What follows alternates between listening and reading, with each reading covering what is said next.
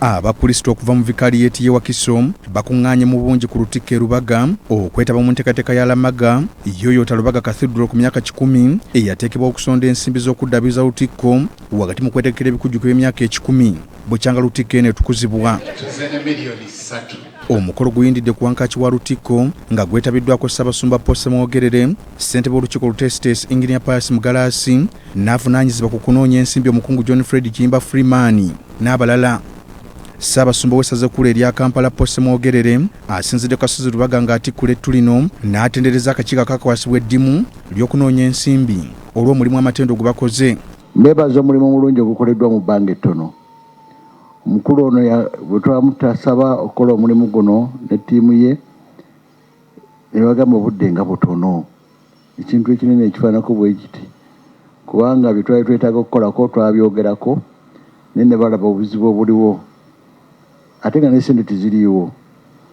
Naye njagala okwebaza Mwami Pius Mugalaasi Mugerwa ne ttiimu ye okulaba nti tibaatiitiira ne bakkiriza nti katukole n'okubadde essente teziriiwo ne ffe tutandika emirimu essente zijja nga bwe tukola.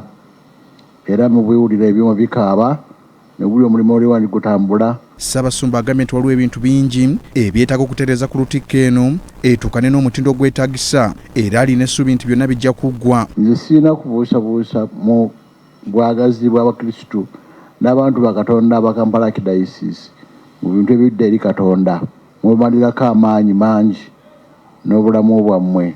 Awo nno ndi mugumu ng'asula ku ttaka ate nga manyi n'essala tuziweereza Omukama okubasobozesa okukola omulimu guno alina okubawa obusobozi tugukole. Akulira omulimu gw'okukunga abantu okuwaayo ensimbi ez'okuddaabiriza Lutikko y'e Lubaga, Omukungu John Fred Kiyimba Freeman agambye nti ku buwumbi obubiri mu obukadde 4 obwetaagibwa baakafunako akawumbi kamu mu obukadde 2 mu mpeke ne mu bisuubizo era yeebazizza bannamawulire olw'omulimu gwe bakola.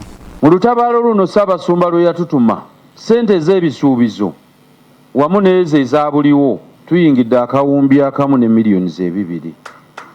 Tetutambula bannange, Mukama wange njagala okuwa lipooti nti tutambula. Abantu be watutumamu bawulize byansusso. Ssentebe w'olukiiko oluddaabiriza Lutikko y'e Lubaga, Engineer Pius Mugalaasi agambye nti ensimbi zino zigenda kuyamba nnyo okusitula omutindo n'endabika ya Lutikko.